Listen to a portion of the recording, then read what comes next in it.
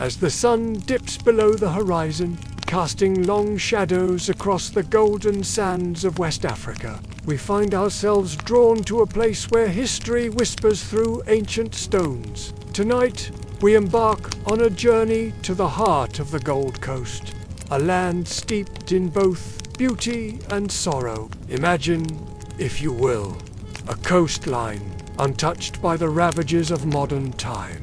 Here, long before the birth of Ghana, before the age of iron ships and colonial flags, stood sentinels of stone castles, not built for kings, but for conquest. These fortresses, with their thick walls and whitewashed facades, stand as silent witnesses to a tumultuous past.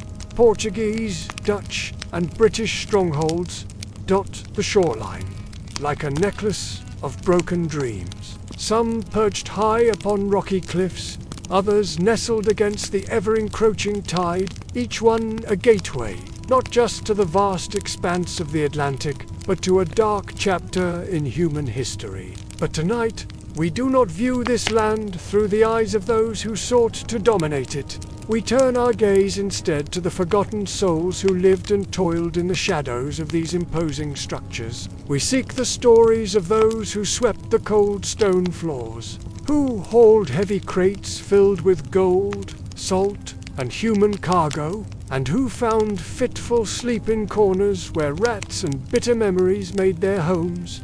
As we begin our tale, let us walk in the footsteps of those whose names have been lost to time. Feel the coarse sand beneath your feet.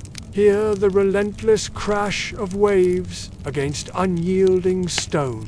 Breathe in the salt-laden air that once carried the scent of fear and desperation.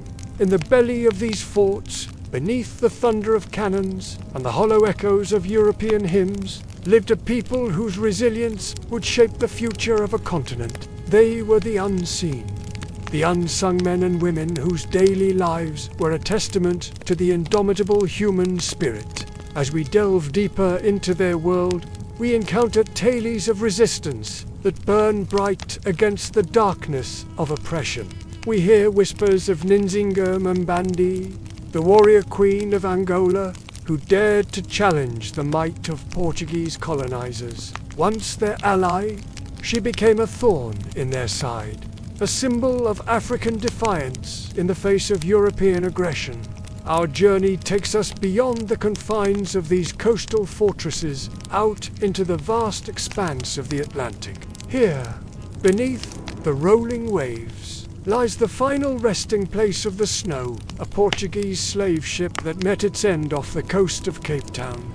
Its wreckage, a watery tomb, holds stories too heavy for the pages of history books. Tales of lives cut short and dreams forever But our tale does not end in the depths of the ocean. We rise once more, this time into the rarefied air of European merchant houses. Here, in rooms lit by flickering candlelight and warmed by crackling fires, we find a world of stark contrasts. Fine brandies flow freely, silks rustle with each movement, and laughter fills the air. Yet beneath this veneer of civility lies the quiet hum of exploitation, a system that built fortunes on the backs of the enslaved. As night falls and the world fades to quiet, we invite you to listen closely. Hear the whispers carried on the warm African breeze, stories of struggle, of survival, of hope that refused to die. Let the rhythmic lapping of waves against ancient stone lull you into contemplation, for in these moments of stillness, we can begin to understand the weight of history that hangs heavy in the air. We can feel the presence of those who came before us, their spirits etched into the very fabric of this land. So now, as you settle into your rest, allow your mind to wander through time. Picture the bustling markets of pre-colonial Africa, alive with the vibrant colors of traditional cloth and the melodic cadence of 100 different languages. Imagine the first sight of European sails on the horizon, bringing with them both wonder and foreboding. Feel the ache in the muscles of those who labored under the unforgiving sun building monuments to a power not their own, sense the fear and desperation of those torn from their homes, forced into the bowels of ships bound for distant shores, but also remember the strength that flourished even in the darkest of times, the quiet acts of rebellion, the preservation of culture and tradition in the face of overwhelming odds, the dreams of freedom that burned bright, passed down from parent to child like precious heirlooms. As we conclude our journey through this chapter of African history, let us carry with us the lessons of the past. Let us honor the memory of those who suffered and those who fought, whose stories have too often been relegated to the margins of history. For it is only by acknowledging the full breadth of our shared human experience, the triumphs and the tragedies, the moments of great courage and the times of unspeakable cruelty that we can hope to build a future worthy of their sacrifice. So tonight, as you drift off to sleep, let the echoes of the past wash over you. Listen to the ocean, to the stone, to the stories that linger in the warm African night. And remember that in every whisper of the wind, in every grain of sand, lies a tale waiting to be told. Let's begin. Imagine a long corridor of stone. Not a castle ballroom, not a place of laughter and light, but a passage cut deep into the rock, slick with the sweat of centuries. The walls are thick, not for warmth, but for silence. Here is where the castle slaves lived, not in the dungeon reserved for those being shipped, but in the upper belly of the fort. The ones who stayed, the ones who worked, their job was to be invisible, to wake before the officer, to sweep the governor's bedroom before his feet touched the mat, to carry boxes of dried fish, rum, tobacco from the storeroom to the deck and back again. There were no clocks, only bells. A bell to rise, a bell to move, a bell to pause. If pause was allowed, they were often called castle people, but the name bore no honor. It meant you lived with the Europeans, but never as one of them. You belonged to the stone, to the system. Let's pause here for a moment. The fire crackles softly, and we rest beneath the stars. They were not all from the same place. Some were born just inland from the Fant villages, some Aiken. Others were brought in from farther off captives, spared the boats, but still tethered to the system. Their tongues differed, but their silence was the same. Food was just enough. A piece of yam, a ladle of watery stew, sometimes smoked fish dried to the point of crumbling, sometimes nothing at all. The castle stored spices, wines, honey for the masters, but for the workers. Spoiled cassava and rainwater from a cracked pot. They slept in corners.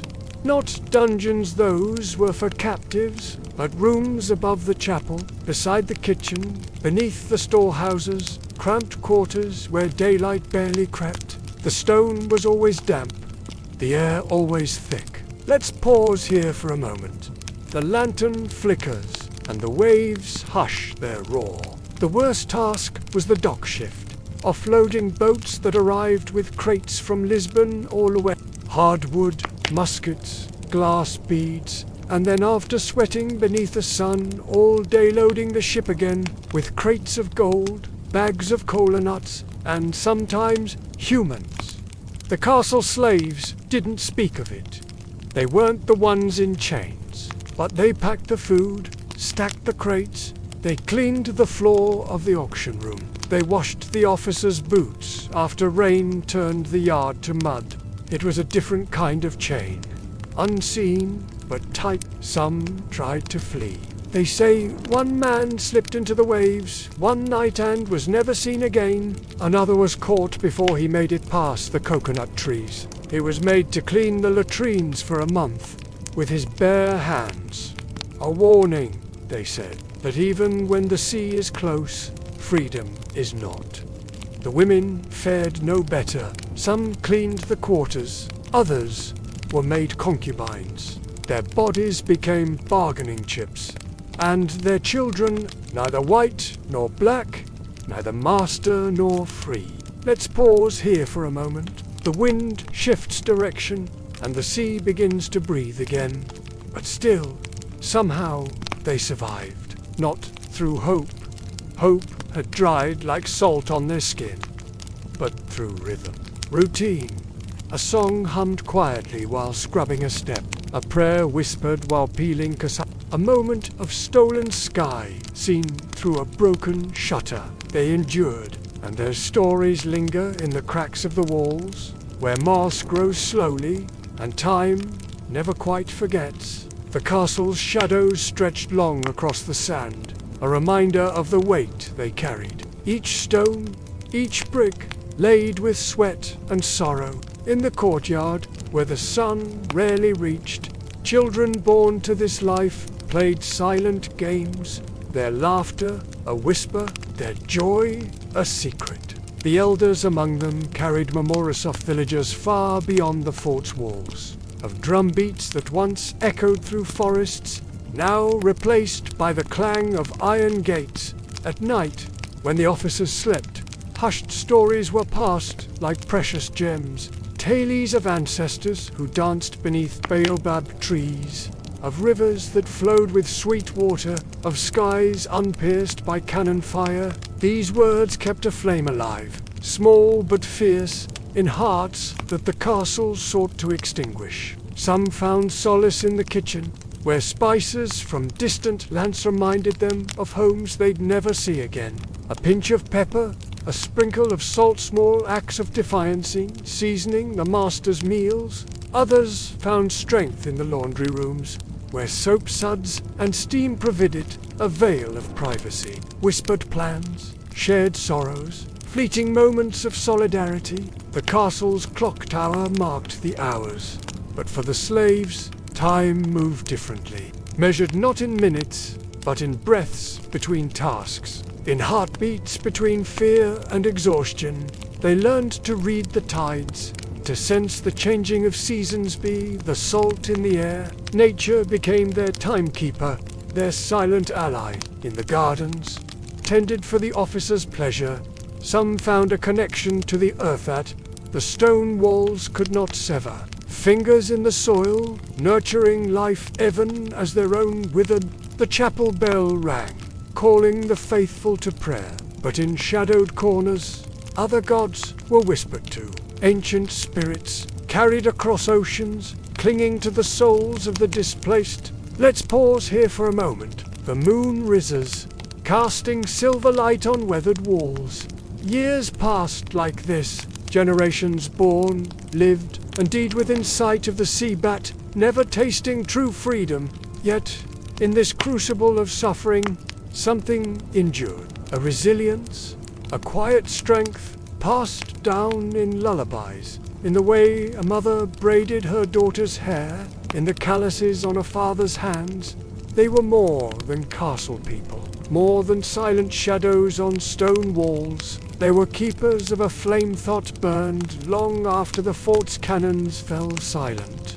Their legacy lives on, not in the grand halls of the castle, but in the stories whispered by the waves, in the rhythms that still pulse through the land, in the eyes of their descendants who now walk free under African skies. The castle stands today, a monument to cruelty and endurance. Its walls speak, if you listen closely, of those who lived within them, not as exhibits in a museum of pain, but as testament to the indomitable human spirit. For in the end, it was not the stone that endured, but the souls it failed to crush. Their silence became our voice, their chains our call to freedom, and their survival, against all odds, became our strength to face tomorrow. Let's pause here one last time, as the first light of dawn breaks over the castle walls, and a new day begins. The stone was always cool, even in the midday heat, not refreshing gust cold in that ancient, indifferent way. It did not feel, nor bend, nor break. Only the bodies did. The slave dungeons of the coastal forts were not carved for comfort. They were carved for storage. There were not rooms, but holding chambers, shallow tombs for the living.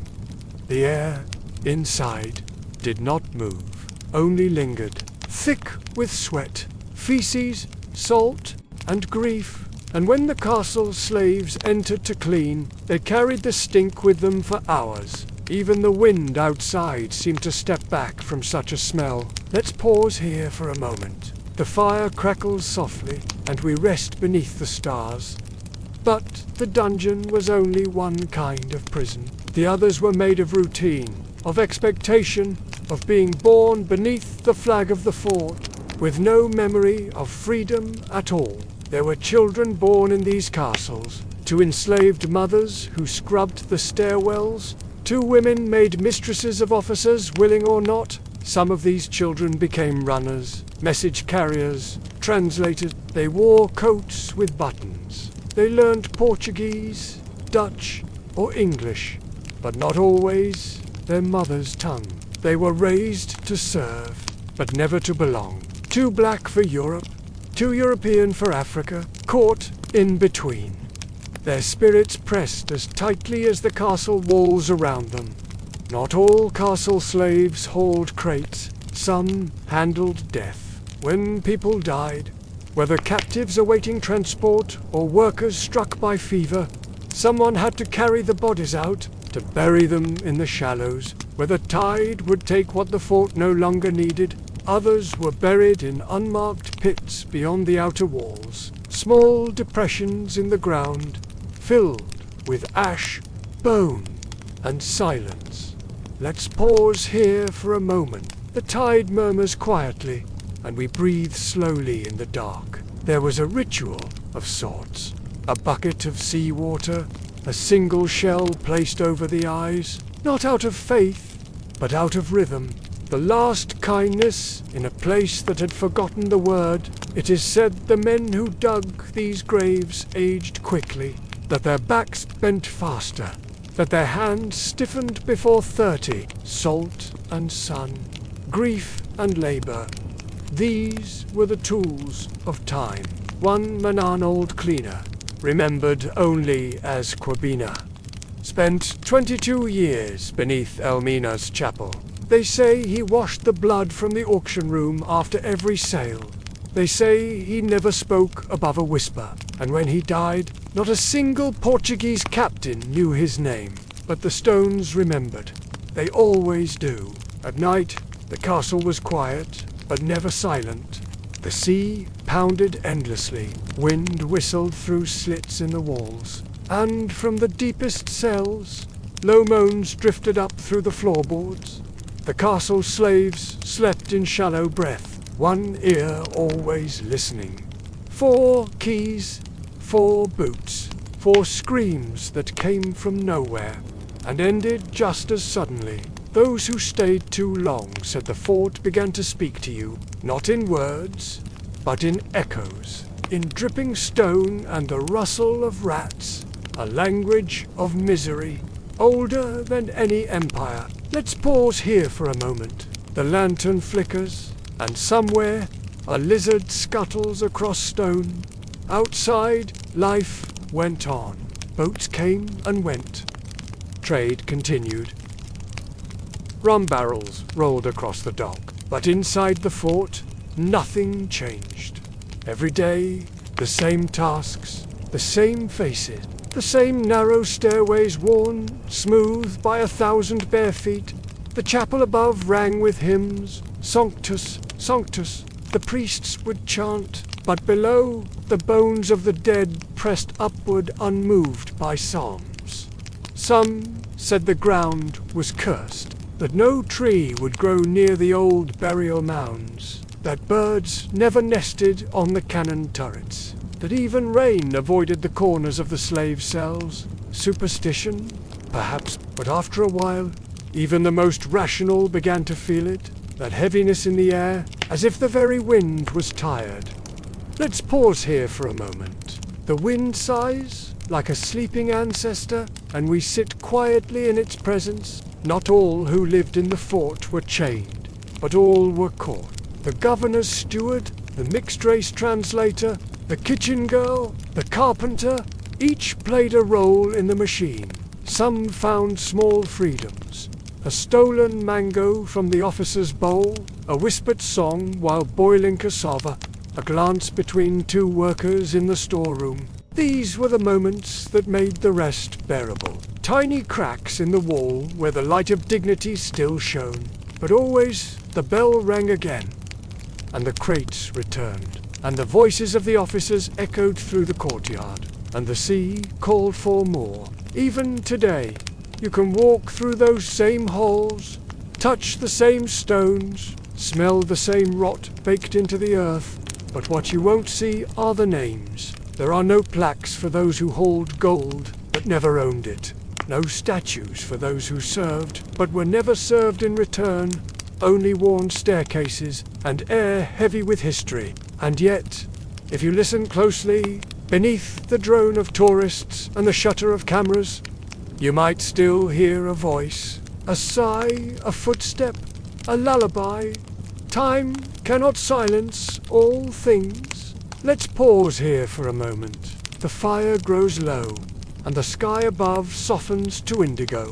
Salt, white as bone, sharp as the wind that carved the dunes, more precious than gold in some lands, more powerful than steel in the right hands. But to the castle slaves on the Gold Coast, salt was a curse, not the kind whispered by old women into calabashes, the kind that cracked your feet until they bled. They called it the White Death. Not because it killed quickly, but because it never stopped. The Portuguese knew its value. They had sailed thousands of miles to harvest it. They had cut storage vaults into the very belly of the fort. And inside, hundreds of tons of raw sea salt sat in waiting dry, burning and deadly. It was the slaves who hauled it, not in barrels. No salt did not travel politely. It came in sacks, in baskets, in wrapped bundles, lashed to heads. Each grain, like a blade, each journey, a wound. Let's pause here for a moment. The coals in the brazier sigh, and a gull circles quietly above the sea. Once, a boy named Quam was made to carry salt from the vault to the ships. Barefoot, the salt spilled often, and the overseer's cane came faster than the grains could fall. By noon, the skin on Quam's shoulder had blistered. By sunset, the soles of his feet had peeled, and by the end of the week, he walked like an old man. This was not unusual. This was not remembered. This was the rhythm of the castle. Salt did not only burn skin, it infected it. It crept into cuts, into cracked heels, into the corners of mouths, left dry from thirst. They tried to ease it. Some rubbed palm oil into their wounds. Others wrapped their feet in soaked cloth, though it offered little help. One woman, Essie, they called her, carried salt while humming a tune no one else knew. She sang of rivers, of shade, of home. They say the salt never burned her the same way. They say she smiled even when her arms shook with the weight. Perhaps it was magic. Perhaps it was memory. Let's pause here for a moment. A slow breeze rustles dry leaves in the yard, and the moon waits patiently above the tide. There were other dangers too. Salt dust, fine as smoke, floated in the air of the vaults. It settled in nostrils, lined the throat, scratched the lungs, until every breath rattled. Old workers coughed dry, hollow coughs that echoed down the empty corridors at night. No doctor came. No cure was offered, only more sacks to lift. In the corners of the salt vaults, white piles grew where sacks had burst, shimmering mounds of stinging powder, untouched even by rat. But it wasn't only bodies that suffered. Salt was political. It determined who ate and who starved. The overseers controlled the ration books. One extra pinch of salt could be traded for a longer break. One missing line in the ledger meant going hungry. And so the workers bartered in secret. A smuggled salt pebble hidden in the hem of a cloth. An agreement whispered in Gaye, Awe, or Fant. The Europeans never understood these languages. so the castle slaves used silence to protect themselves. A look, a gesture, a nod toward the cracked wall where salt could be scraped in secret. Still, the punishments came. One young man, accused of theft, was lashed and made to kneel in the salt vault for an hour. When they lifted him, the back of his legs were raw. They say he never walked straight again. Salt, they learned, was not just cargo, it was a tool of control, a slow blade, a silent weapon. Let's pause here for a moment. The shadows stretch long across the courtyard, and somewhere a wooden door creaks closed for the night. But salt was also a memory. Long before the Europeans arrived, African kingdoms had traded it with pride. From Tagaza in the Sahara to Kano in the north, salt was wealth, honor, and life. Now it was bondage. And yet, somewhere deep in the heart of the workers, even beneath the pain and burns and chains, was a distant echo of that former dignity. A grandmother's story, a market chant, a childhood salt crystal traded for a gourd of milk. Not all had forgotten. Let's pause here for a moment. The night wraps around us like a warm blanket, and the distant surf hums like an ancient drum. And so the workers endured, because they had to, because the sun rose again, because the ships kept coming. But in the eyes of the oldest among them, those who had carried salt for decades, there was something unbreakable.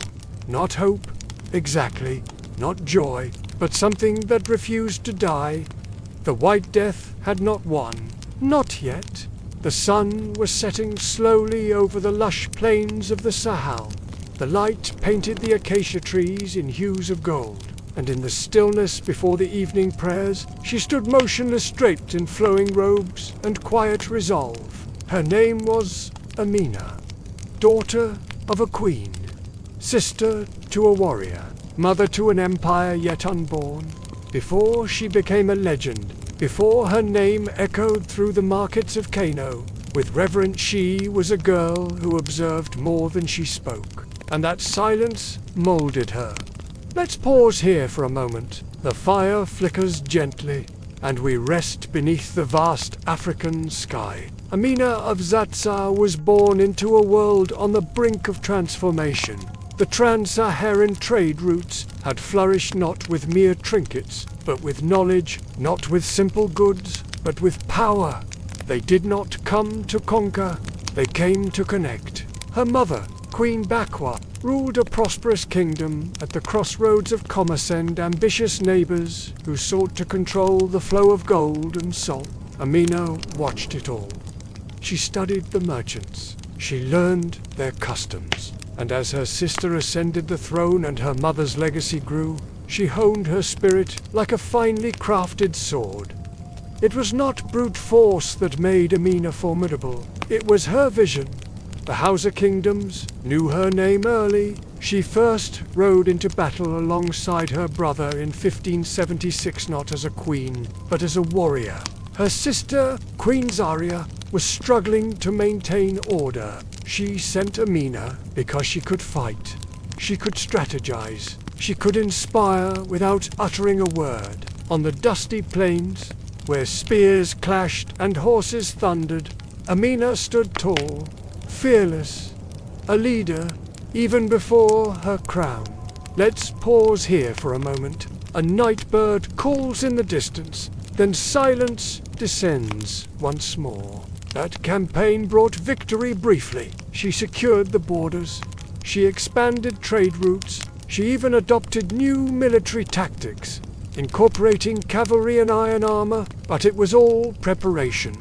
Her training ground, the battles, the alliances, the innovations, all stepping stones to a greater destiny, because back in Zatsu her sister's reign had grown complacent.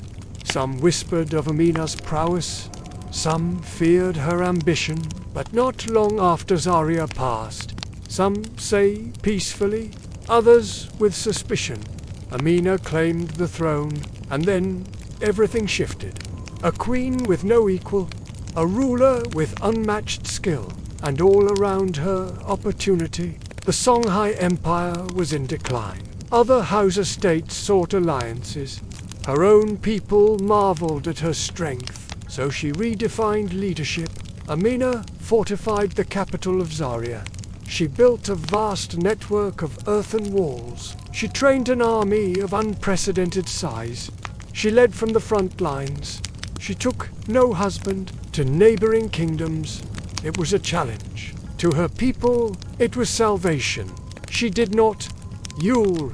She conquered. Let's pause here for a moment. The embers glow softly. The breeze whispers, and history holds its breath. Expansion became her legacy. She campaigned relentlessly for 34 years, sometimes through diplomacy, sometimes through siege, sometimes through alliances she forged and broke at will. She mastered every tactic of warfare, then invented new ones. When enemies blocked trade routes, she carved new paths through the wilderness. When rival states threatened her borders, she built a network of fortifications that stretched for hundreds of miles. When spies infiltrated her court, she fed them false information, sowing discord among her rivals. Amina grew into more than a queen. She was thunder and lightning, iron and earth, but she was also human. She mourned fallen comrades. She grappled with the weight of command. She aged. The constant campaigns took their toll. Her body began to weary, and yet she refused to lay down her sword until her vision was complete. In her final years, Amina's empire stretched across vast swaths of what is now northern Nigeria, a hard-won realm, unprecedented, unrivaled. Amina vanished from recorded history around 1610, not in defeat, not in disgrace, but as a warrior queen whose legend outgrew mortal bounds, revered, mythologized, eternal. Let's pause here for a moment. The night wind carries whispers of ancient glory, and the land remembers. They tried to diminish her. Some called her unwomanly, others blood, a few merely lucky. But none could ignore her impact. In Nigeria today, statues bear her likeness. Songs still praise her courage, and in the hearts of those who lead, Amina's spirit still burns bright, not of gold, not of beauty, but of will, forged in battle and vision, carved from the very earth she conquered. The winds changed slowly in Angola. At first, they whispered, then they howled. Nzinga had held the storm at bay. But even the sharpest spear dulls after many battles, and trust once broken becomes a ghost that walks beside every alliance, never fully gone, never fully healed. This was the chapter of betrayals, and it began, as many betrayals do, with a handshake. Let's pause here for a moment. The fire sighs beneath the pot, and we listen. 1626. The ink was still wet on Nzinga's treaty with the Portuguese, yet the ground beneath her feet was already shifting. Portugal had agreed to peace, but they did not truly intend it. They viewed treaties as temporary illusions, parchment to buy time. Nzinga knew this. She too used diplomacy like a blade, but betrayal cuts both ways. In the months following the peace, Portuguese forts expanded deeper inland. Missionaries began converting her subjects not with kindness, but with bribes and chains. Slave raids intensified. The treaty became a parchment ghost, flapping in the wind, unseen. And Nzinga, ever perceptive, understood the illusion was fading. She moved fast. Realizing that Portugal would never allow her full sovereignty, Nzinga crossed the Kwango River and entered the lands of the rival kingdom of There, she did something no outsider had done before she seized the throne.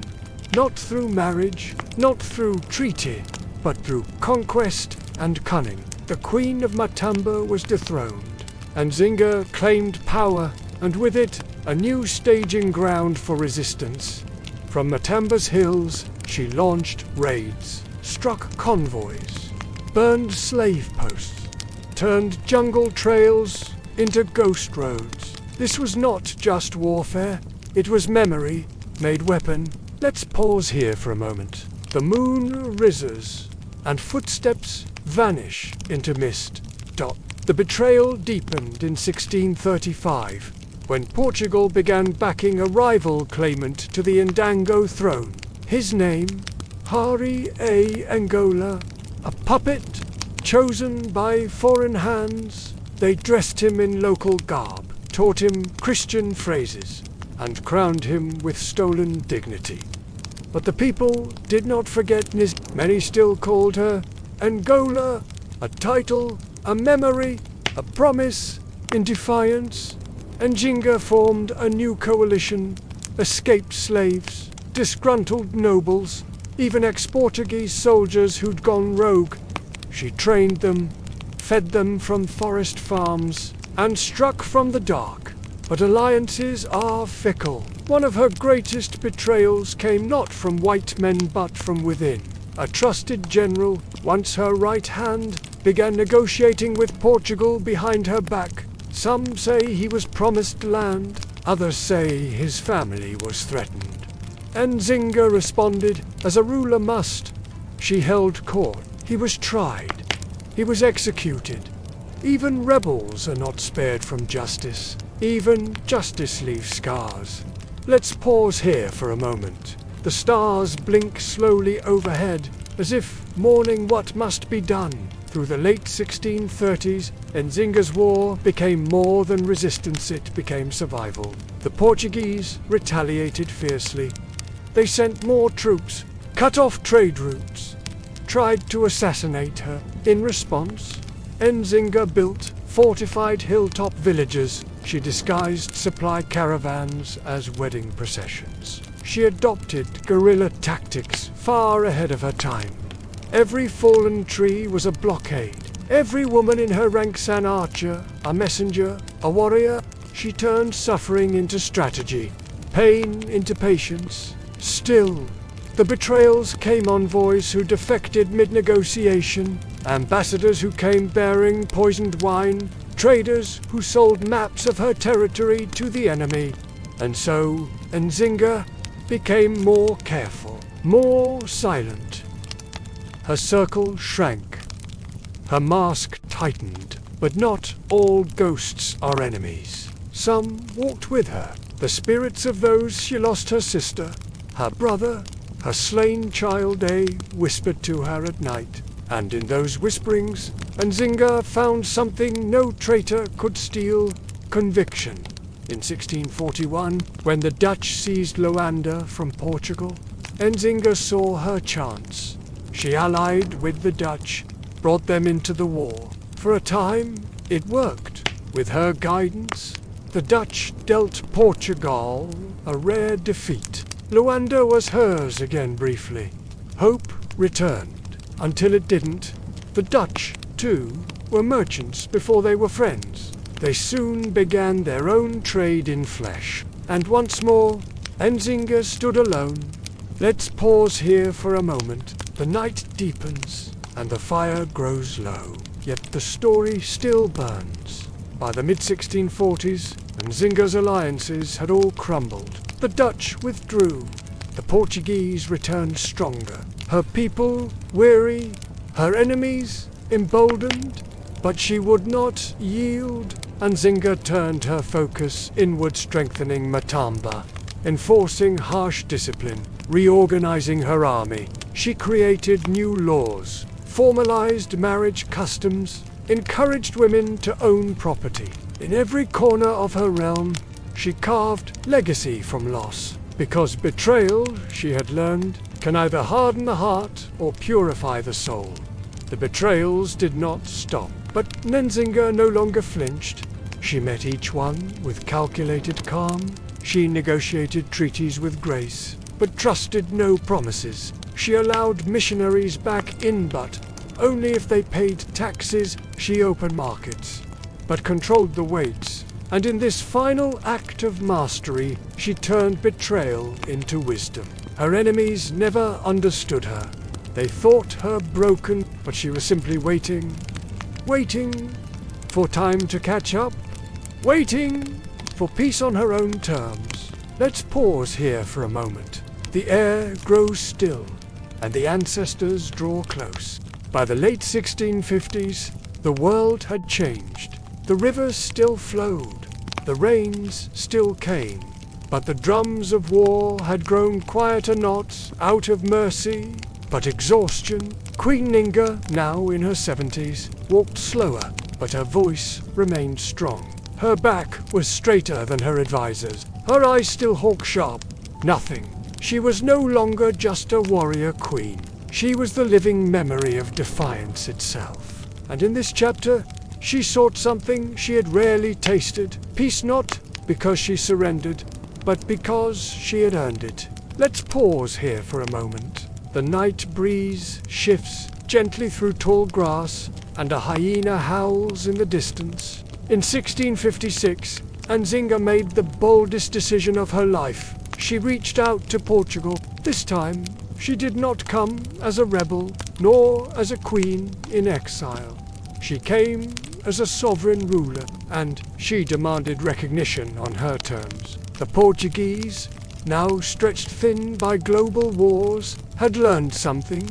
You can defeat armies, but you cannot kill legends. They agreed to a new treaty, a real one, recognizing Nzinga as the legitimate ruler of trade resumed.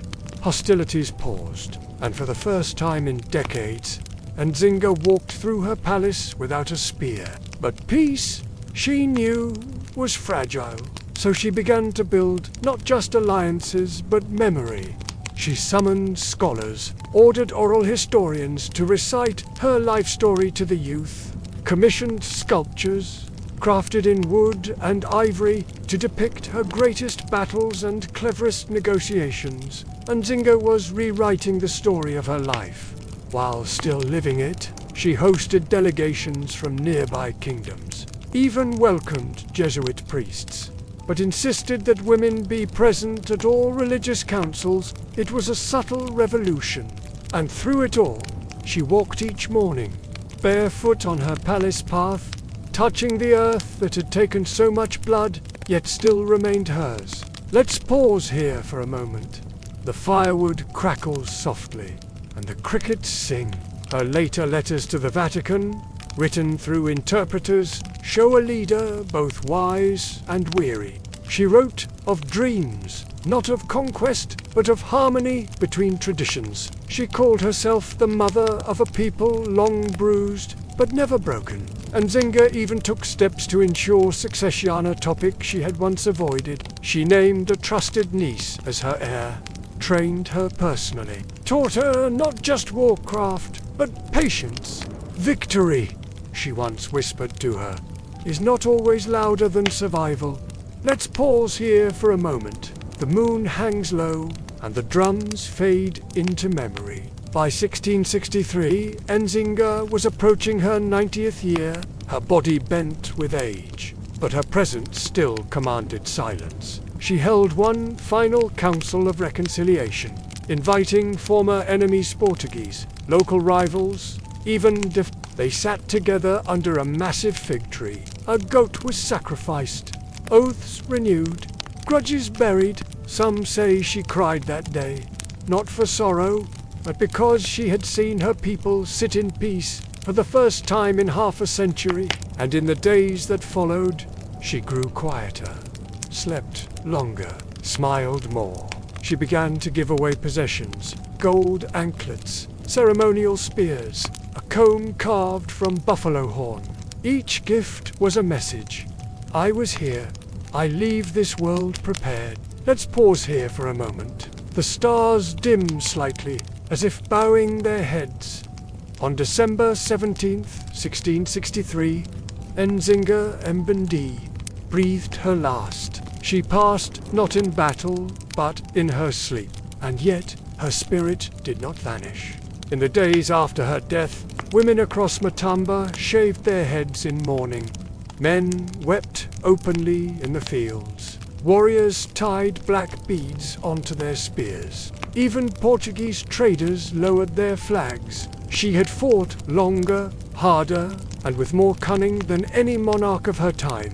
Male or female, African or European, her funeral lasted 7 days. Each day marked by ritual dances, spirit offerings, and ancestral praise songs that echoed across valleys like thunder. Let's pause here for a moment, as the wind carries her name softly across the plains. Nzinga's legacy did not fade with the smoke of her funeral fires. Her successor ruled for years, and her policies, especially those empowering women, became the foundation of Ma's resilience long after colonial forces swept across Africa. Even centuries later, in Angola's fight for independence, her name was whispered among the revolutionaries. Statues of her still stand in Luanda. Schools bear her name, and songs, passed from grandmother to grandchild, still begin with the phrase, "Let me tell you of the queen who knelt on the back of her servant just to look her enemy in the eye." Let's pause here for a final time in this chapter. The embers glow, the ancestors nod in approval, and we rest in the shelter of memory. The ocean does not forget. Long before charts were drawn or anchors sank, the Atlantic Ocean held its own rhythm. She was the mother of rain, the singer of tides, the mirror for moonlight, and in the lands we now call Ghana, Senegal, Angola, and Benin, the people believed the ocean had moods. She listened, she responded, and when human suffering was thrown into her depths, she remembered. Along the Gold Coast, where colonial forts once choked the shoreline like scars in stone, the people began to whisper of saltwater spirits. They weren't spirits born of myth, but of memory, people taken, drowned, or disappeared during the centuries of slavery, who became part of the sea's breath. They were not evil, but they were restless. Fishermen from Accra to Axim tell tales of boats that capsize under cloudless skies, of nets that return with nothing, as if the fish themselves retreat from places where too many bones sleep. Elders say these are signs, the spirits asking to be remembered. Let's pause here for a moment. The waves roll gently, and the fire crackles beside us. To walk the edge of the sea near Elmina or Cape Coast is to feel a weight, not in the air, but in the ground. The fortresses rise behind you, Portuguese, Dutch, British, thick with history, still echoing with cries no longer heard. Inside those dungeons, thousands of African men and women once sat in silence, shackled, hungry, afraid. Many never made it to the ships. Disease, heat, and cruelty swallowed them first. And for those who did board the ships, the sea became the final judge. When a person died aboard a slave ship, their body was often thrown overboard. No burial, no prayer, no cloth, no cowrie shell to pay the ferryman, just salt water and silence. And so the spirits were said to linger. Among the GA people of coastal Ghana, rituals called Igbo are still performed to soothe these spirits. The priest pours water, palm wine, or millet porridge into the sand, whispering apologies for names forgotten and songs unsung. Return in peace, they say. You are not lost to us. In the Vodun traditions of Benin and Togo, it is believed that the soul of someone who dies violently must be guided back to the ancestral world. If left untended, their spirit becomes a Zinli, a wandering voice in the wind, unsettling the dreams of children, visiting the living with wet footsteps and cold air. These practices are not superstition. They are resistance through memory. Because what slavery tried to erase, ritual, community, language, dignity, the people rewove through song, rhythm, and reverence. Even today, at Island in Senegal, Visitors to the door of no return say the wind changes as you stand there. Some cry without knowing why. Some say they hear drums, though there are none. The ancestors, perhaps, marking the moment. Let's pause here for a moment. The wind sways tall grasses, and we let memory rise. And in Cape Town, beneath the waves, lies the broken hull of the Snow Paquette Africa, a slave ship that sank in 1794, carrying over 400 enslaved men. It was found only recently, in 2015.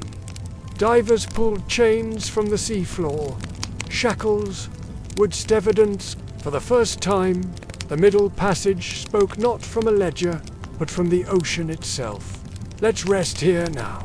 The tide slows, and we prepare to descend deeper. The ocean's memory is long, and her waters hold more than salt. They hold stories, whispered in the crash of waves and the rustle of sand. Stories of lives torn apart, of families separated, of cultures uprooted, but also stories of resilience, of survival, of the unbreakable human spirit.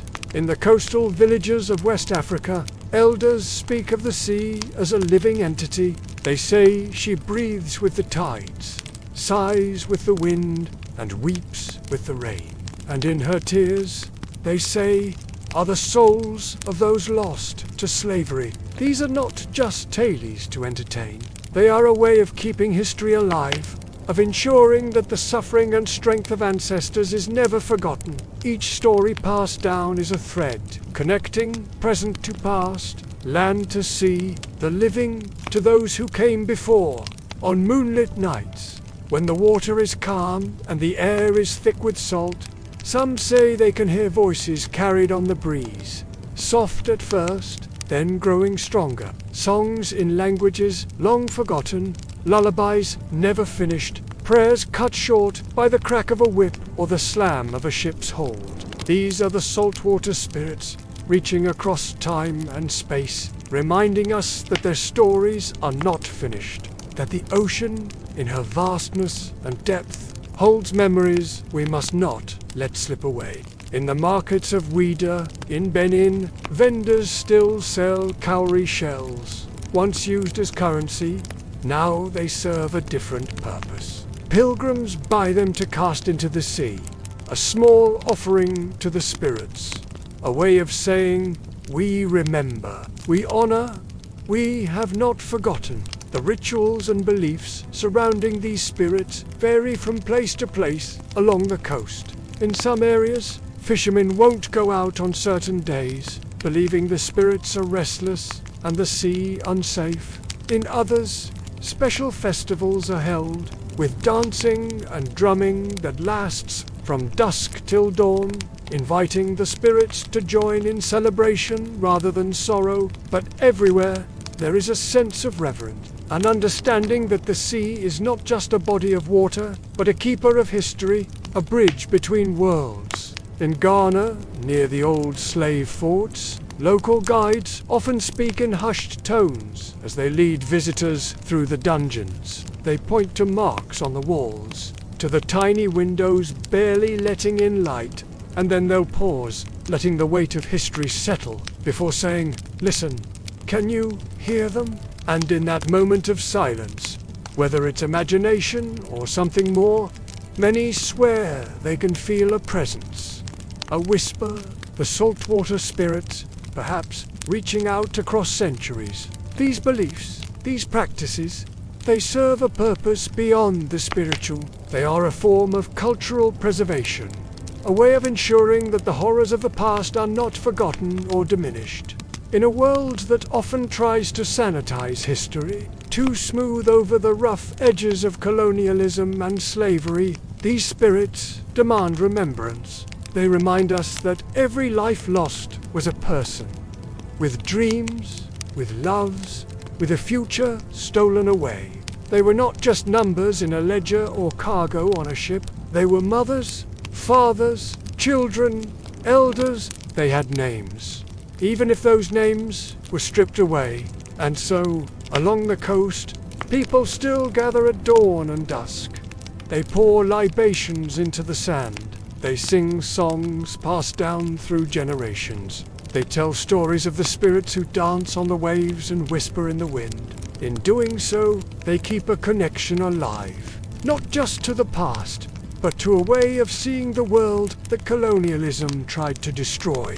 A world view where the natural and spiritual realms intertwine, where ancestors are not gone but simply on another shore, where the ocean itself can hold memory and meaning. It's a powerful act of reclamation, of saying, this history is ours to tell. These stories are ours to keep.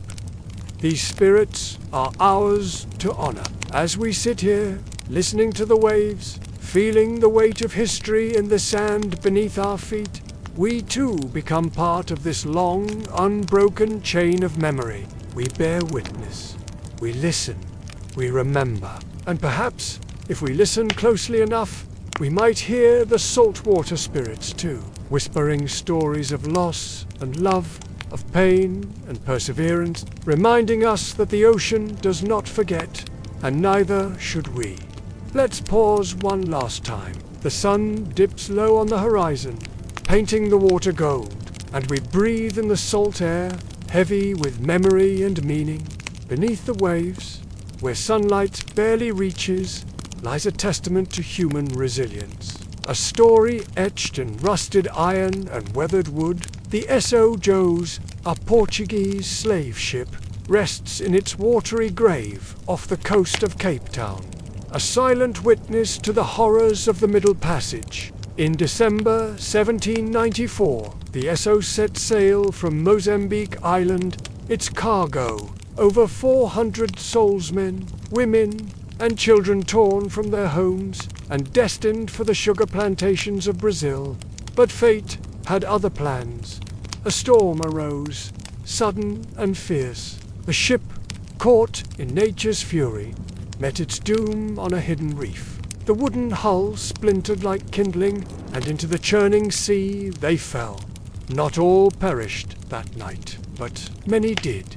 Chained, unable to swim, their names erased from history, their cries lost to the roaring surf. The ocean claimed them, a final cruel act in lives already marked by unimaginable suffering. For over 2 centuries, the snow kept its secrets. The sea is a patient guardian, revealing its treasures only to those who seek with care and reverence. In 2010, divers made a discovery that would rewrite history.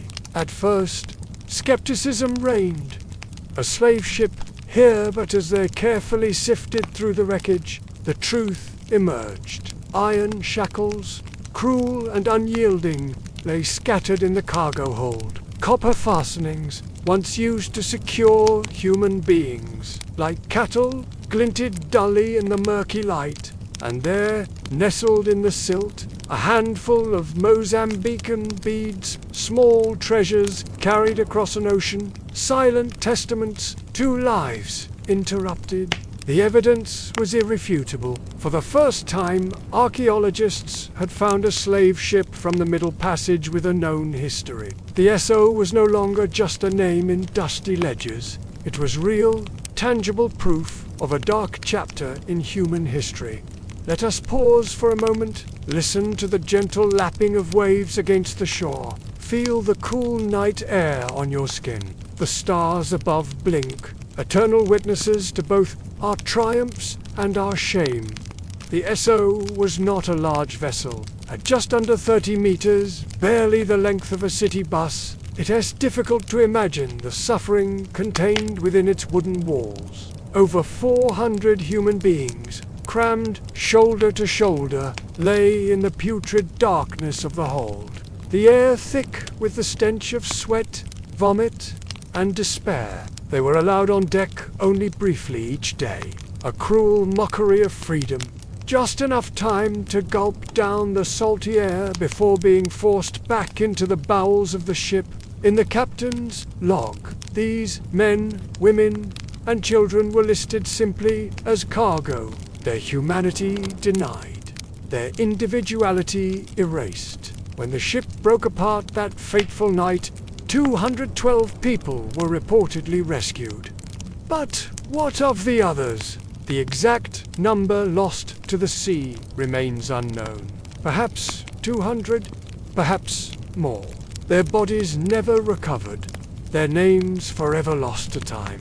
What happened next is a chilling reminder of the inhumanity of the slave trade. The captain, rather than freeing the survivors, saw them as salvageable goods. In a letter to his owners in Lisbon, he described the loss as unfortunate but partial. The surviving enslaved persons would be sold at auction in Cape Town, their suffering prolonged to offset the financial damages of the wreck. Even in the face of disaster, the machinery of slavery ground on, relentless and cruel.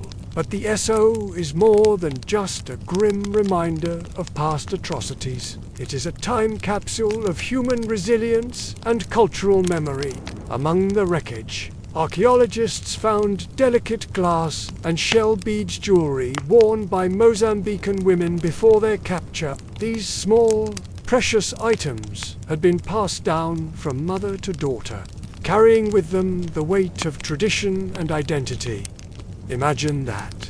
After 2 centuries beneath the waves, these fragile reminders of a people's culture remained intact. They speak to us across the ages, whispering of lives lived, of dreams shattered, and of an unbreakable human spirit. Let us pause once more. The fire crackles softly. Casting dancing shadows, we breathe deeply, feeling the weight of history in the air around us. In 2015, a delegation of Mozambican elders made a pilgrimage to Cape Town.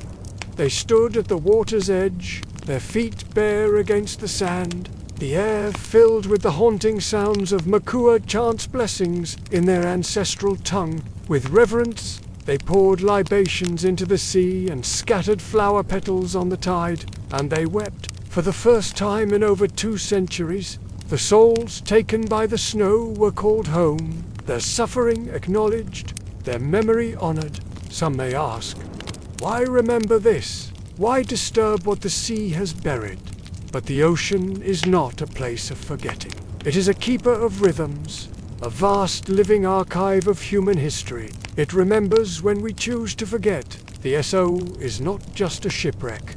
It is proof, tangible evidence, that the horrors of the slave trade were real. It shows us that the ocean carries within its depths the voices of countless stolen lives, that even broken timbers and corroded metal can become a monument to human endurance and the unquenchable desire for freedom. Let us pause one final time. Feel the tide's gentle breath in and out. Look up at the vast expanse of stars above. In this moment, we are connected to all those who came before us, their triumphs, their sorrows, their unfinished stories. The SO reminds us that history is not just words on a page. It is alive in the world around us, waiting to be uncovered, understood, and honored. As we move forward, let us carry with us the lessons of the past, ensuring that the sacrifices of those who came before us are never forgotten. From the depths of the ocean, we now turn our gaze to the land, to the stone steps and thick curtains of European counting houses, to the ledgers and contracts that reduced human lives to mere numbers. For it is only by confronting the full scope of this history from ship to shore that we can truly begin to understand and heal. The story of the snow is a reminder that beneath the surface of our world, countless untold stories await discovery. It challenges us to look deeper, to listen more carefully, and to honor the memories of those whose voices were silenced. In doing so, we take a step towards a future where such atrocities can never happen again. As the tide continues its eternal dance with the shore, we are left with a profound understanding. The past is never truly buried. It lives on in the whispers of the waves, in the artifacts we uncover, and in the stories we choose to tell. The SO Joes, once a vessel of oppression, has become a bridge across time, connecting us to a history we must never forget and a future we must strive to make more just. Beneath the vaulted ceilings of Elmina Castle's chapel, a haunting silence lingers. Above the fetid dungeons, where women once prayed for death, whitewashed walls still echo with the memory of psalms sung in Latin. The Portuguese, and later the Dutch, built their houses of worship atop chambers of human suffering. They raised their voices in praise, while hundreds groaned beneath their feet. Prayers rose as cries were muffled, a cruel duality, faith on top, flesh below. And yet, even here, even in this place of unimaginable sorrow, the enslaved brought their own faith, not just belief in gods or spirits, but a stubborn, sacred rhythm that refused to die, a pulse of hope that beat beneath the weight of chains and despair. Let's pause here for a moment. The ocean breeze carries incense and dust, and the ancestors gather quietly in thought. Their resistance was not loud. There were no riots in those iron cells. But there were songs, soft hums in unfamiliar tongues, the rattle of beads hidden under names whispered to the walls. Nana Yaula Dumari Babatund. These were not mere words, but invocations of power, reminders of a world beyond the stone and iron.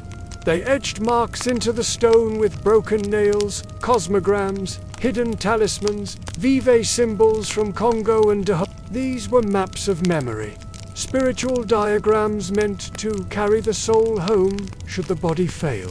Each scratch, each symbol was an act of defiance against a system that sought to erase their very existence. Some prisoners believed the sea would return them to their ancestors if they leaped into it. Many tried. Most did not survive. The waters that had brought them to this place of torment became, in their desperation, a path to freedom. But a few were caught. One Dutch record from 1702 speaks of a woman struck with divine madness, who threw herself from the parapet into the tide. They called her a lunatic, a lost soul overcome by the horrors of her captivity. But perhaps she was a prophet, a visionary who saw beyond the cruel walls of her prison to a place where her spirit could soar free. To the enslaved, water was not just a grave, it was a gate, a way home, a veil through which the spirit could leave the chains behind. In their cosmology, the sea was not a barrier, but a bridge to the realm of the ancestors. Some poured libations into cracks in the stone, others scratched prayers beneath their tongues. These acts were not superstition, they were survival. Spiritual technology passed down in whispers, preserving a connection to their heritage that no slaver could sever. And the slavers, they noticed, they saw the quiet rituals, the hidden symbols, and they feared. Records show how European captains often banned drumming, fearing it would stir the blood. They feared the sound of African religionates, deep, chest-thumping heartbeat that could awaken courage in chained men. The rhythm of home, of freedom, of dignity, but rhythm, like hope, always finds a way. It lived in the shuffle of feet, the clap of hands, the whispered chants that filled the air when guards turned their backs. Let us pause here. The fire burns low. The moon turns her quiet face. In Cape Coast Castle, a man named Kojo was imprisoned for leading nighttime prayers. He spoke to the stars. His words a bridge between worlds. He poured water each morning before sunrise, honoring the spirits that watched over him and his fellow captives. They beat him for it, these acts of devotion seen as rebellion. And still, he sang. His voice, though battered, refused to be silenced. Dutch reports list him only as troublesome, a nuisance to be dealt with, a spark of resistance to be stamped out, but oral history remembers him as Kojo Dopper, a healer, one who dreamed while awake, who saw beyond the veil of this world. A man who once held a dead child and, after whispering in Awe, the boy began to breathe. Whether truth or myth, the story lives. because these are not merely ghosts of pain, they are ghosts of resistance. Their tales, passed down through generations, remind us of the indomitable spirit that refused to be broken. Even within these cold fortresses, African worldviews refused to vanish. They persisted in secret rituals, in whispered prayers, in the very way the captives moved and breathed. Each act of faith was an act of defiance, a refusal to be erased. In shrines across Ghana, Benin, and Angola, you'll still find altars to the drowned, clay pots filled with seawater, holding the memory of those lost to the waves, carved figures with iron nails, embodying the strength of the ancestors, beaded necklaces of red, white, and blue, the colors of resistance and rebirth, a silent testament to those who came before. They remember the ones taken, not in sorrow alone, but in reclamation. Because memory is an act of freedom. To speak the names of the lost, to honor their struggles, is to ensure that their stories are not forgotten. Let's pause again and feel the soft hush of night around us. Today, if you stand in the women's dungeon of Elmina Castle and you close your eyes, you might feel it. Not the cold of the stone, not the damp of the air, but the hum, a vibration in the walls, the kind that comes from too many unspoken names, too many prayers left unanswered. And above you, tourists walk through the church, snapping pictures. They call it history, a relic of a bygone era. But beneath their feet, the ancestors are still singing. Their voices, though silent to mortal ears, resound through the ages. Let us leave the dungeon now, not because we forget, but because we remember. We carry with us the weight of their stories, the strength of their resistance. As we step into the light, we honor those who never had the chance. And next, we walk across the sandy path, into wide verandas filled with clinking glass, laughter in foreign tongues, and silent African servants with gold dust on their fingers. Here, in the upper reaches of the castle, a different world unfolds. One of privilege and power, built on the backs of those below. The contrast is stark. Polished wood and gleaming silverware stand in cruel juxtaposition to the squalor of the dungeons. Here, European traders and officials dined in comfort, discussing profits and politics, while human beings suffered mere feet away. Yet even in these rarefied spaces, traces of resistance persisted. A servant might slip a protective charm into the pocket of their uniform. A cook could whisper a blessing over the food, infusing it with the strength of the ancestors. Small acts, nearly invisible, but powerful in their defiance. As the sun sets over the Gold Coast, casting long shadows across the castle walls, we are reminded of the duality of this place. A fortress of faith for some, a prison of despair for others, but in the end, it is the spirit of those who resisted through prayer, through song, through memory that lingers most powerfully. Their legacy lives on, not just in the walls of Elmina Castle, but in the hearts and minds of their descendants.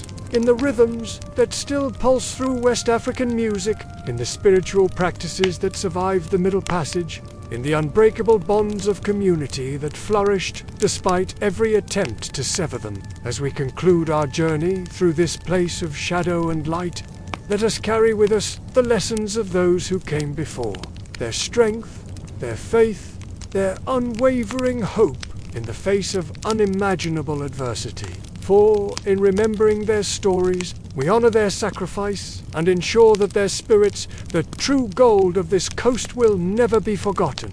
The ocean whispers its secrets to the shore, waves lapping gently against weathered stone. Beyond thick wooden doors, trimmed with brass, a different world unfolds. We have ascended from the depths of the dungeon, climbing worn stone steps to enter the shaded halls of a European merchant's mansion on the Gold Coast in the 1700s. Here, in the bustling ports of Elmina, Axim, and Cape Coast, Dutch and Portuguese traders carved out lives of heat-warped comfort. It wasn't luxury as we might envision it today, but rather a display of power made tangible through imported furniture, exotic silks, and an eerie silence that spoke volumes. Let us pause for a moment. The ceiling fan spins lazily overhead, stirring both dust and memory in its unhurried rotation. Beneath our feet, floors of waxed Brazilian wood gleam softly in the filtered sunlight. Curtains of fine Indian cotton hang at the windows, swaying gently in the salt-tinged breeze. Wine crates bearing Lisbon's mark stand in corners, while barrels of imported brandy await the afternoon ritual, a toast to celebrate new arrivals of gold, ivory, ...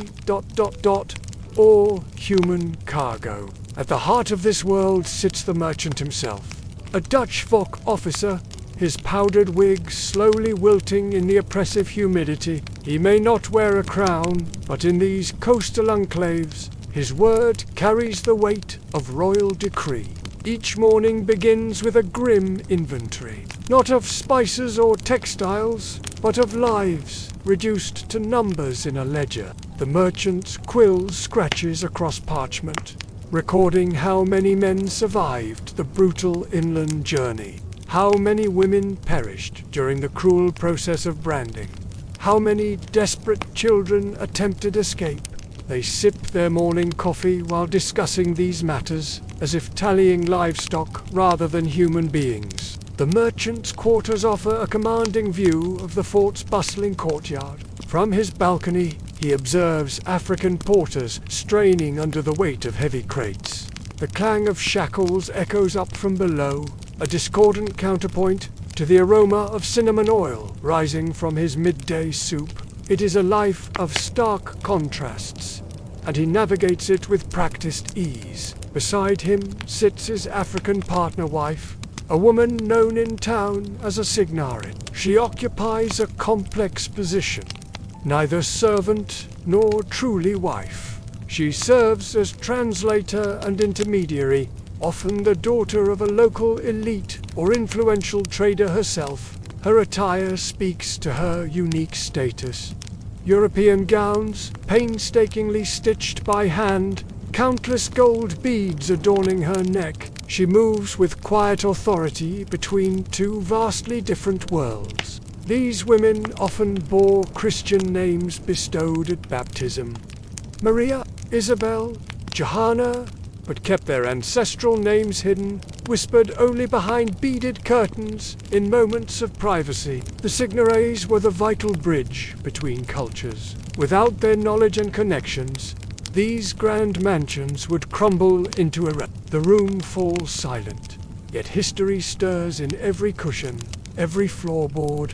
Beyond the mansion's kitchen lies the inner sanctum of the household. Here, African women tend to bubbling stews over open fires. Children, barefoot and carefree, dart across sun-baked courtyards. Servants, some once royalty in distant inland kingdoms, now move with careful silence, their former status stripped away.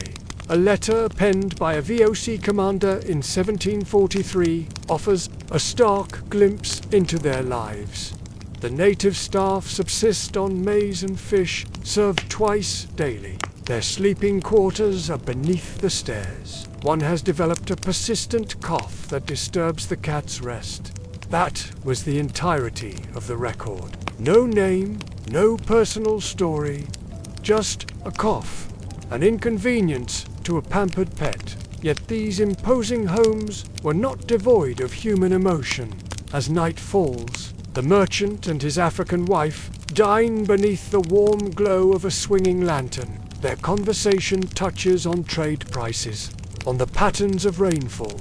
They do not speak of the muffled cries that sometimes drift up from the prison cells below. After the meal concludes, she retreats to her own chambers. For even in this world of blurred lines, power has its limits when one wears brown skin. These mansions held no true love stories, only carefully negotiated arrangements. And yet, children were born, many of them Some were sent across vast oceans to Europe for proper schooling. A few returned as lawyers or merchants themselves. Others vanished without a trace, their fates unknown. Some changed names and identities, turning their backs on a homeland that held painful memories. Let us linger here a moment longer. The lamp's flame flickers, and time seems to bend like candlelight dancing on weathered stone. We find a poignant reminder of these lost children in the story of one boy, Jacob van der Meer. Born to a Dutch father and a Fant mother, he was sent to the Netherlands in 1758 at the tender age of 8. For 3 years, letters flowed between mother and son. Silence descended. His ultimate fate remains a mystery. But visitors to Elmina Castle can still see his name etched with childish determination into the underside of an old writing desk. Was it an act of longing? Of anger? Perhaps a bit of both. A small rebellion against the forces that tore him from everything he knew. As the 19th century dawned, these once grand mansions began their slow decline. Paint peeled from walls that had witnessed countless atrocities. Brandy turned to vinegar in forgotten barrels. New European powers arrived on Africa's shores. Driven by colonial ambition rather than mere trade, the merchant homes were repurposed. First as administrative offices, then as guest houses for curious travelers. Many eventually fell into ruin, crumbling reminders of a dark chapter in human history. And yet, in certain old quarters of Elmina, echoes of that bygone era linger. Faded floor tiles still bear witness to long-ago footsteps. One can almost hear the whisper of lace against stone. The presence of those women, powerful in their own right, yet never truly free, seems to linger in shadowed corners. They moved through life with outward grace and inner steel. Their memory, once muted, now roars across the centuries. Let us rest here for a moment. A storm gathers on the horizon, dark clouds roiling over the endless expanse of the sea. We sit with it, without fear, contemplating the weight of history and the complexities of human nature. Our journey through the world of gold, brandy, and exploitation draws to a close. We step back, allowing the rhythms of final reflection to wash over us. The conclusion approaches, carried on the wind and waves. The old world had not vanished, but it was bending. The shape of society began to change. Where once spiritual balance had been sought between nature and community, now it was sought in coin and conquest. In the heart of West Africa, ancient traditions crumbled like sand castles against the tide of European influence. The elders' wisdom, once revered and sought after, now faded into whispers, drowned out by the clamor of muskets and the jingle of silver. Young men, adorned with gold and wielding firearms, stood defiant in village squares, their eyes gleaming with a new kind of ambition. The air grew heavy with the scent of change, a palpable shift that even the most steadfast chiefs could not ignore. Where once the rhythms of life were dictated by the seasons and the spirits, now they danced to the tune of foreign tongues and distant markets. The old ways, like fading embers, struggled to maintain their glow in the face of this new, relentless wind. In the quiet corners of villages, elders gathered, their faces etched with lines of worry. They spoke in hushed tones of the world. They once knew a world where a man's worth was measured not by the guns he owned, but by the wisdom he shared. Now they watched as their sons and grandsons turned away from ancestral teachings. Seduced by the promise of power that came with European alliances, the Portuguese, masters of manipulation, fanned these flames of change. They offered trinkets and titles, muskets and mirrors, each gift a subtle seed of discord. Young warriors, eager to prove themselves, began to challenge the authority of their elders. Why listen to those who spoke of balance and harmony when the foreigners offered a path to dominance? In the marketplaces, once alive with a vibrant exchange of local goods, new commodities appeared. Bolts of cloth from distant lands, gleaming tools of iron, and the ever-present lure of firearms. These items carried more than just material value. They were the currency of a new social order. Those who could acquire them rose in status, while those who clung to traditional ways found themselves increasingly marginalized. The very fabric of society began to unravel. Families that had lived side by side for generations now eyed each other with suspicion. Who among them might betray ancient loyalties for a handful of silver or a promise of protection from the fort? Trust, once as solid as the earth beneath their feet, now shifted like quicksand. In the shadows of thatched huts, secret meetings took place. Some plotted to gain favor with the Portuguese, whispering of neighbors' hidden wealth or forbidden trade with rival Europeans. Others gathered to preserve what they could of their heritage, passing down stories and rituals in hushed voices, fearful of being overheard by those who might report them. The chiefs, once unquestioned in their authority, found themselves walking a precarious tightrope. To resist the Portuguese meant risking the wrath of their cannons and the slow strangulation of trade, yet to embrace them fully was to invite the scorn of their own people and the loss of their cultural identity. Many chose a middle path, outwardly cooperating while inwardly seething, their smiles as false as the promises made to them. As the moon rose over the thorny acacia trees, casting long shadows across the land, the air grew still. In this moment of quiet, one could almost hear the echoes of what once was. The laughter of children playing games now forgotten, the songs of harvest festivals no longer celebrated, the wise counsel of elders now ignored. Let us pause here for a moment, as the moonlight filters through the branches, and reflect on the weight of what was lost. The most painful shift of all came when people themselves became commodities.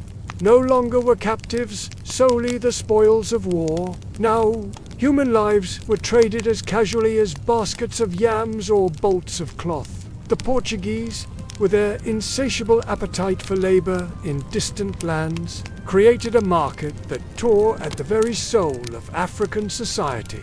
In times of hardship, when crops failed and hunger gnawed at empty bellies, desperate choices were made. A father, unable to feed his family, might look at his children with tears in his eyes, knowing that, to save many, he must sacrifice one. The Portuguese understood this desperation all too well, and they exploited it with a cold efficiency that belied their Christian teachings. They came bearing gifts during famines, sacks of grain, barrels of salt, the very necessities of life, but these were not acts of charity. They were carefully calculated investments, seeds planted in the soil of human suffering that would yield a terrible harvest. When the time came to repay these kindnesses, the price was often paid in flesh and blood.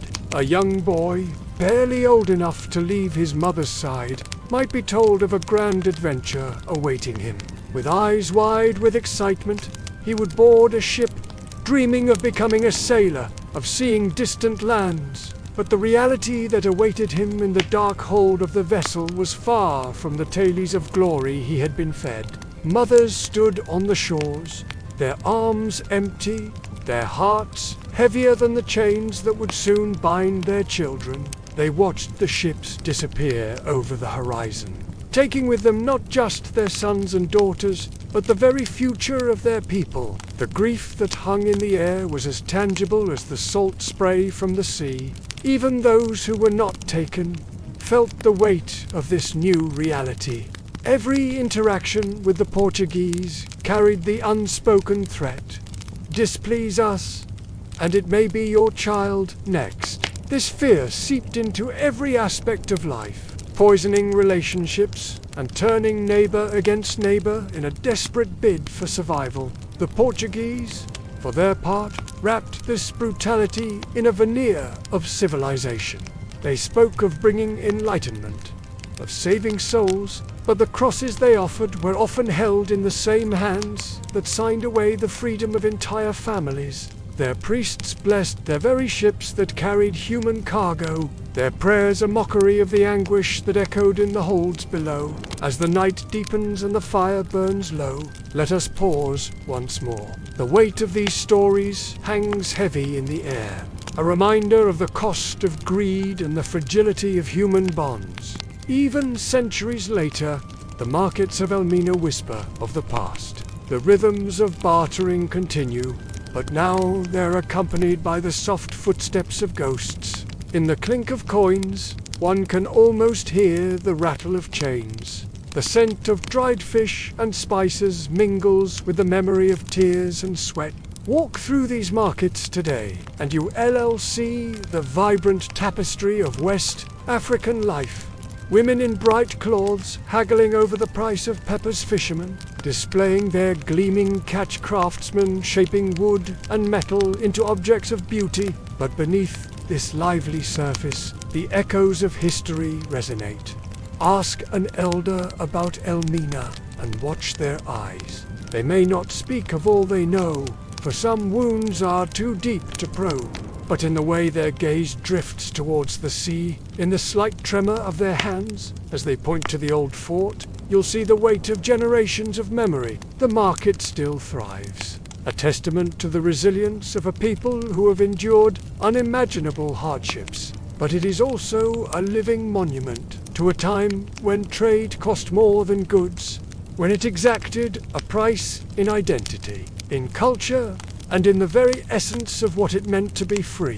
As the sun sets over Elmina, painting the whitewashed walls of the fort in shades of gold and crimson, one cannot help but reflect on the complex tapestry of human experience woven into this place. The laughter of children playing on the beach mingles with the ghostly cries of those long past, a reminder that while the present may be bright, it is always built upon the foundations of history, both glorious and painful. The fire is now but embers, and the night has wrapped us in its velvet embrace. As we sit here, under the vast African sky, let us remember, let us honor those who came before, whose stories are etched into the very stones of Elmina, and let us hope that in remembering, we may forge a future where the currency of human dignity is never again so cheaply spent.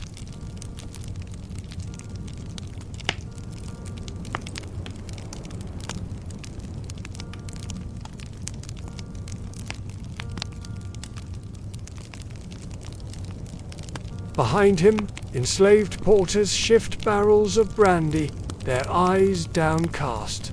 The camera lingers on his hands, smooth from counting coins, but scarred by old battles. Let us speak now of the men in the middle, the ones who stood at the crossroads, weighing gold in one hand and guilt in the other. Were they survivors, navigating an impossible storm? Traders, playing both sides to their advantage? Or traitors, selling their own for profit? The fire of truth glows brightest here, even when the night feels cold.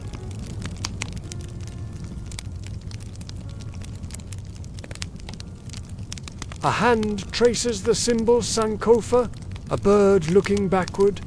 The camera pulls back to reveal the chief in shadow, listening to Dutch voices outside his door. To understand their choices, we must first taste the air of that time. The Portuguese had cannons, the Dutch had ships, and the African kingdoms, they had land, gold, and a terrible calculus. Do we fight and risk annihilation, or negotiate and lose pieces of our soul? Some chiefs chose resistance, others became middlemen. But survival is not a straight road. It twists like a river in flood. Cap-cut prompt. A secret meeting in a back room. A Fant trader slides a ledger across the table to a Dutch factor. The page shows 2 columns. 10 muskets and 15 captives. A child's laughter filters in from outside shop. contrast to the silence inside. The ledgers tell one story, but the unwritten pages whisper another. Yes, some middlemen grew fat on commissions, but others, they traded captives they'd rescued from execution, sending them to the forts instead of the executioner's block. A mercy or a deeper damnation? The truth crouches between the lines, half hidden like a leopard in tall grass. In the flickering candlelight, we see the faces of these men etched with lines of worry eyes, haunted by choices made. They were not born to this role, but thrust into it by the tides of history. Some embraced it, seeing opportunity where others saw only despair. Others wore their position like a heavy cloak, always aware of its weight. Consider the Asante trader Kwaku. His grandfather had been a respected elder, keeper of sacred traditions. Now Kwaku stood in European halls, haggling over the price of human lives. At night, he dreamed of his ancestors' disapproving faces, but in the harsh light of day, he saw the guns pointed at his people's villages. What was the cost of pride compared to the price of survival? Gentle pauser, moth circles the lantern, casting frantic shadows. Let's pause here for a moment. The fire crackles softly, and we rest beneath the stars. Cap-cut prompt. A mixed-race merchant's daughter in Elmina, her hair wrapped in Dutch lace, but her wrists adorned with gay bead bracelets. She stares at a ship leaving harbor, her face a mask of longing and shame. And what of those who straddled the line? The African Dutch children, the translators, the women who married merchants for protection. They built bridges, but bridges can be crossed both ways. Some smuggled messages to rebel leaders, others taught the Dutch witch tribes to exploit. Blood is thicker than water, but gold is heavier than both. Amina, daughter of a Dutch captain and an Elmina woman, walked this razor's edge daily. Her father's blood gave her access to European circles, while her mother's heritage whispered of ancient duties. In the marketplace, she haggled in 3 languages, her quick wit earning both admiration and suspicion. At night, she penned secret letters warnings to inland chiefs of Dutch plans. But she also shared tidbits of African gossip with her father, each word a small betrayal that kept her family safe. Cap-cut prompt. A clandestine nighttime meeting at the shore. A middleman hands a folded paper to a fisherman.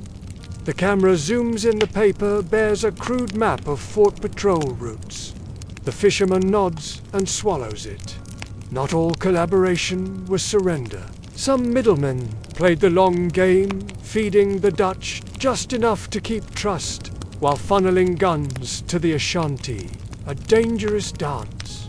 One misstep, and the scaffold awaited. But oh, how the Dutch raged when their loyal traders vanished overnight, taking the keys to the armory with them.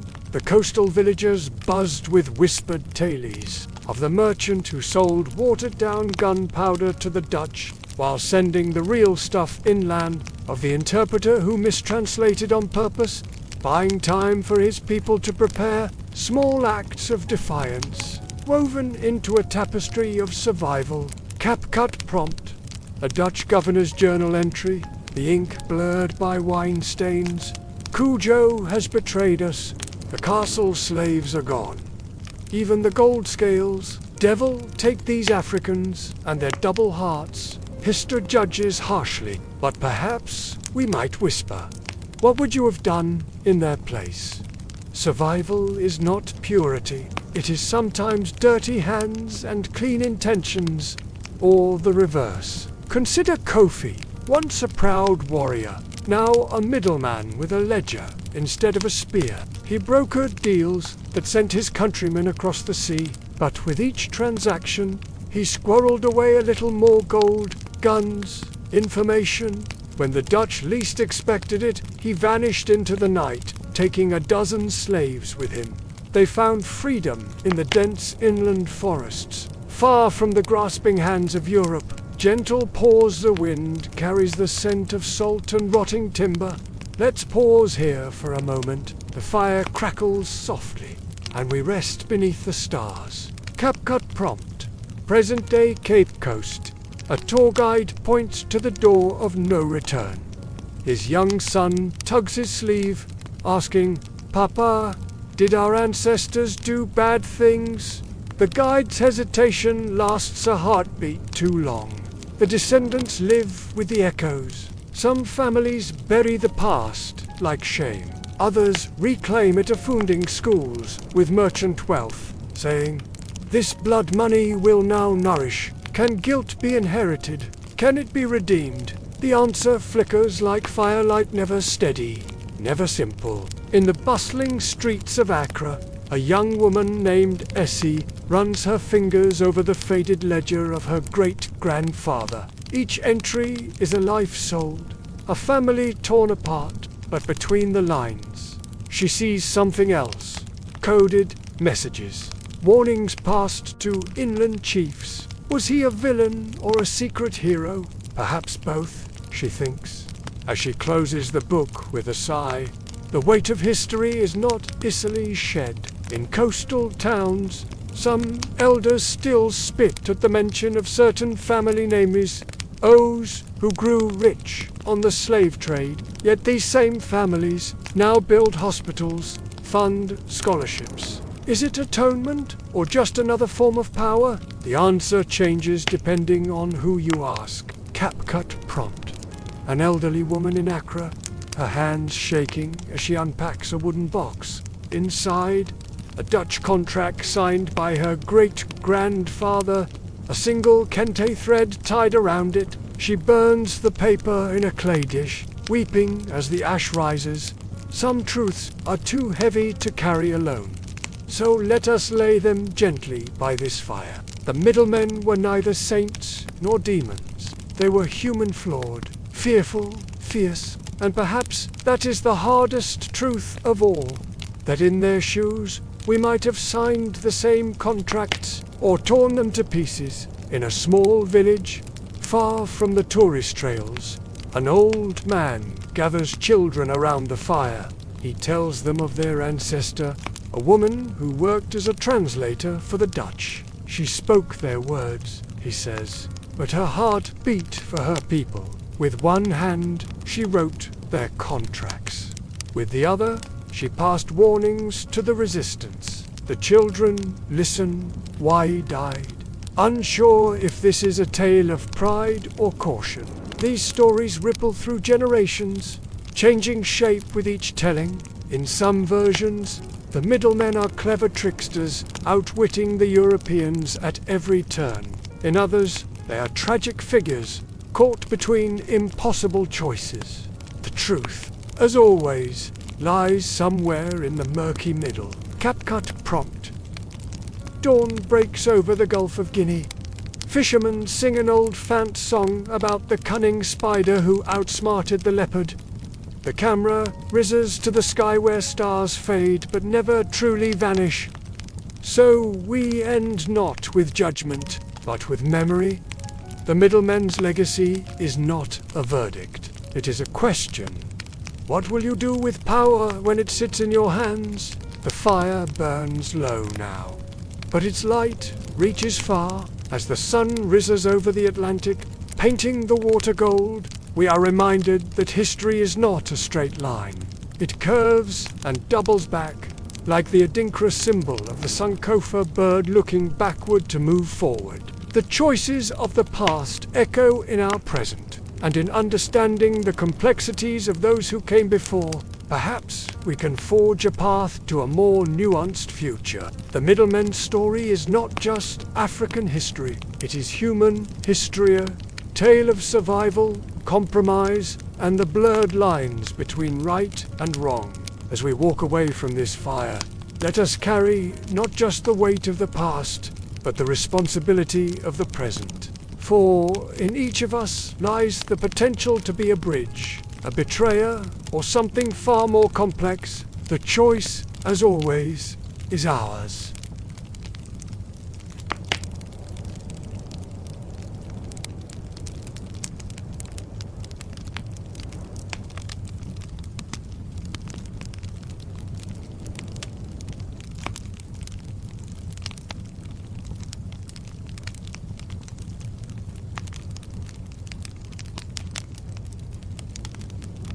And so, dear ones, the night's stories settle into your bones like sacred dust. We have walked through dungeons and palaces, traced the footsteps of queens and merchants, stood at the crossroads where survival and betrayal blur. But remember this, above all, these are not tales of defeat. They are maps of resilience, written in the stars long before Europeans knew our shores.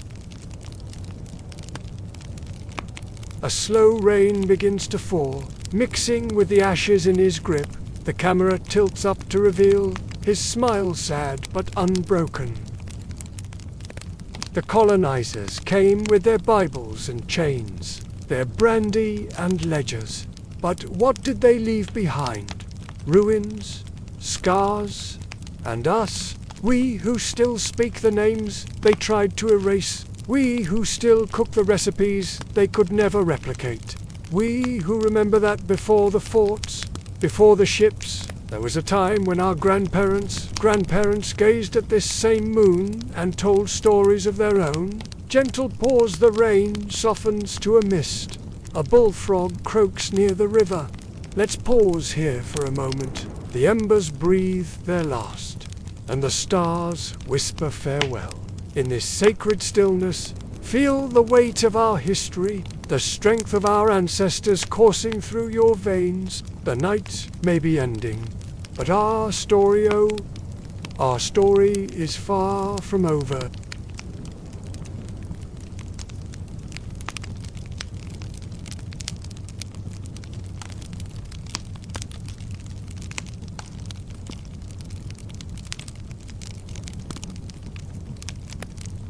Look around you, children of the soil. See how our legacy blooms in the most unexpected places. In the classrooms where young minds devour the truths long hidden. In the studios where artists reclaim our narrative, brushstroke by defiant brushstroke. On the shores where our people ride the waves, no longer fearing the ocean that once carried so much pain. These are the fruits of our resilience. The harvest of seeds planted by those who came before. Every achievement, every moment of joy is an act of resistance against those who sought to diminish us. So carry these stories gently, but carry them forward. When you see the castle walls, remember the hands that built them and the hands that tore them down. When you taste spice in your stew, remember the women who smuggled seeds in their hair. When you hear the ocean's roar, remember, it once carried our stolen kin, but now it sings their descendants home.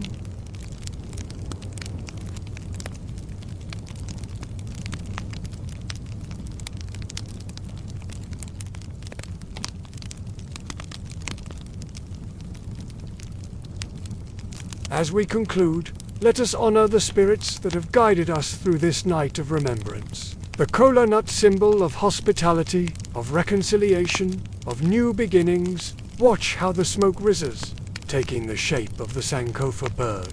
Go back and get it. The symbol tells us. Reach into the past, grasp its wisdom, and use it to forge a brighter future. For in this act of remembering, we do more than honor the dead.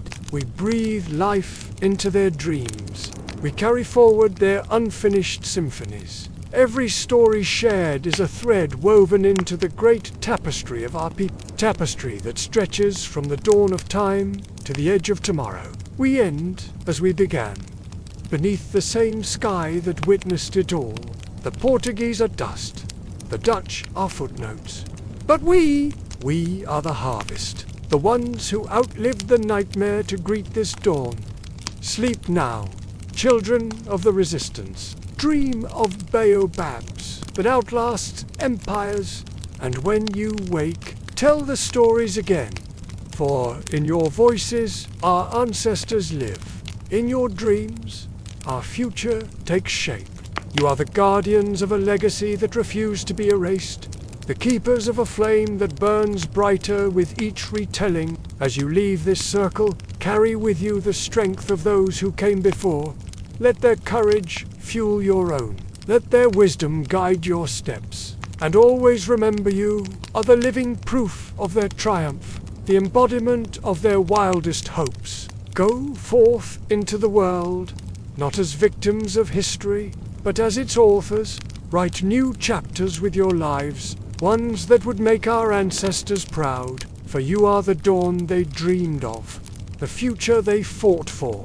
And when the weight of the world threatens to bow your shoulders, remember this night. Remember the fire that burned in your eyes as you listened. Remember the tears that fell, not in sorrow, but in recognition of your own strength. Remember that you are never alone, for you carry within you the spirits of countless generations. Now, as the first rays of sun kiss the horizon, let us greet the new day with hearts full of gratitude and eyes bright with purpose. For we are the children of survivors, the inheritors of an indomitable spirit. And our story, our glorious, painful, beautiful story continues with every breath we take.